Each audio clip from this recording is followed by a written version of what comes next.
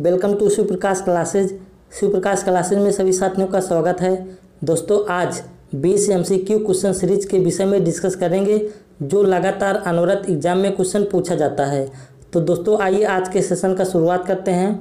आपका पहला क्वेश्चन आपके स्क्रीन पर, इबोला क्या है, यानी इबोला क्या है। आपका ऑप्शन ए है विषाणु, बी है जीवाणु, सी है प्रोटोजोआ, डी है कवक। तो आपका ऑप्शन सही हो जाएगा ऑप्शन ए, यानी विषाणु। इबोला एक प्रकार का क्या है, तो विषाणु है, वायरस है। तो आज के सेशन का दूसरा क्वेश्चन आपके स्क्रीन पर, दूध से दही के रूप में जमने का कारण है, यानी दूध से दही के रूप में जमने का क्या कारण है।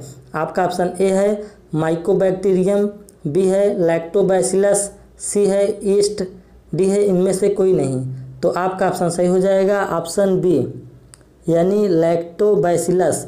दूध से दही के रूप में जमने का कारण है लैक्टोबैसिलस। आज के सेशन का तीसरा क्वेश्चन आपके स्क्रीन पर,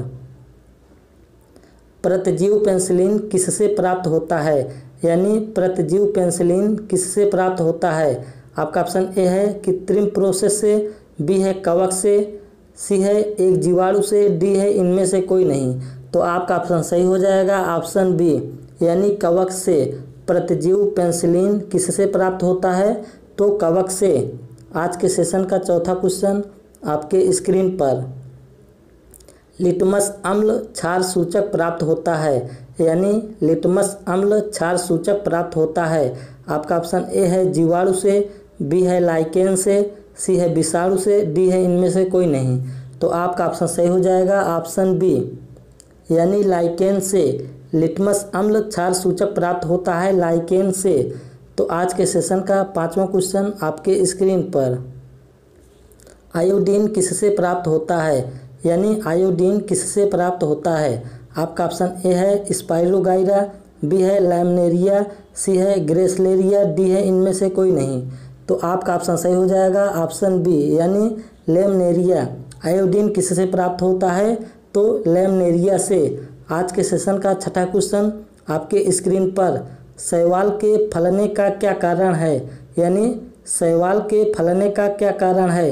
आपका ऑप्शन ए है ग्लोबल वार्मिंग, बी है सुपोषण, सी है लवणता, डी है जैव आवर्धन।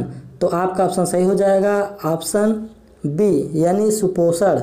शैवाल के फलने का क्या कारण है, तो सुपोषण। आज के सेशन का सातवां क्वेश्चन आपके स्क्रीन पर, चिलगोजा निम्न में से किस एक प्रजाति के बीज से प्राप्त होता है, यानी चिलगोजा निम्न में से किस एक प्रजाति के बीज से प्राप्त होता है। आपका ऑप्शन ए है पाइन, बी है पाम, सी है साइकस, डी है देवदार। तो आपका ऑप्शन सही हो जाएगा ऑप्शन ए, यानी पाइन।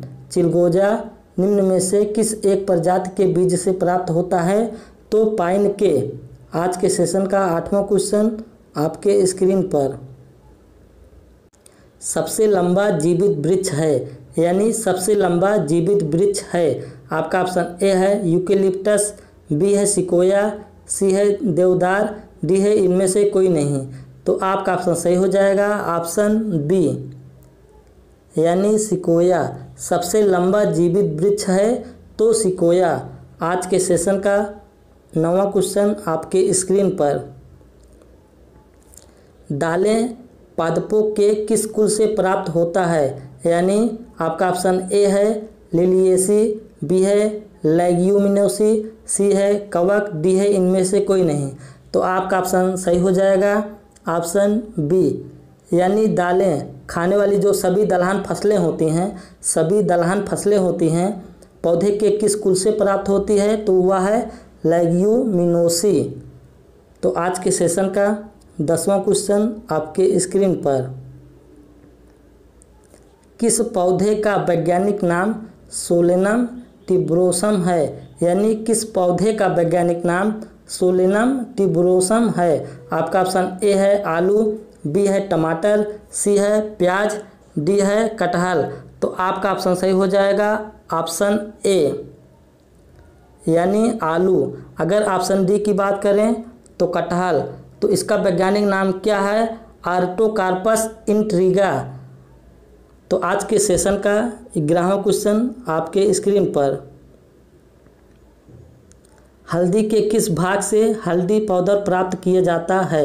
यानी हल्दी के किस भाग से हल्दी पाउडर प्राप्त किया जाता है? आपका ऑप्शन ए है सुखाया हुआ प्रकंद, बी है सुखाया हुआ मूल, सी है बीज, डी है इनमें से कोई नहीं। तो आपका ऑप्शन सही हो जाएगा ऑप्शन ए, यानी सुखाया हुआ प्रकंद। हल्दी के किस भाग से हल्दी पाउडर प्राप्त किया जाता है? तो सुखाया हुआ प्रकंद। आज के सेशन का 12वां क्वेश्चन आपके स्क्रीन पर। काली मिर्च का पौधा क्या है? यानी काली मिर्च का पौधा क्या है? आपका ऑप्शन ए है झाड़ी, बी है छोटा वृक्ष, सी है पेड़, डी है इनमें से कोई नहीं। तो आपका ऑप्शन सही हो जाएगा ऑप्शन ए, यानी झाड़ी। काली मिर्च का पौधा क्या कहलाता है? तो झाड़ी कहलाता है। आज के सेशन का 13वां क्वेश्चन आपके स्क्रीन पर। प्याज में खाद्य पदार्थ किस रूप में संचयित होती है? यानी प्याज में खाद्य पदार्थ किस रूप में संचयित होती है?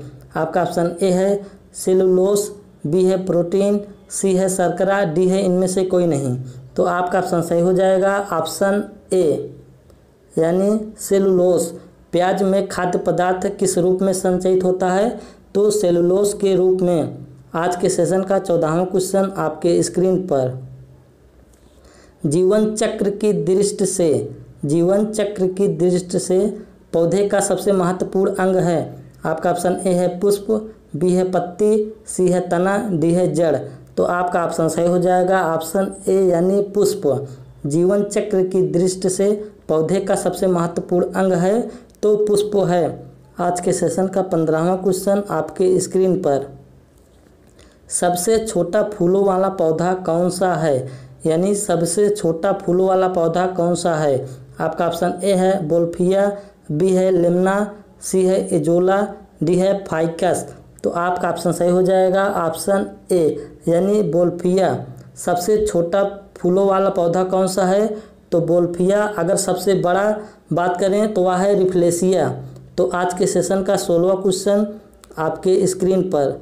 हवा के परागण को क्या कहा जाता है? यानी हवा के परागण को क्या कहा जाता है? आपका ऑप्शन ए है हाइड्रोफिली, बी है एनीमोफिली, सी है एंटीमोफिली, डी है इनमें से कोई नहीं।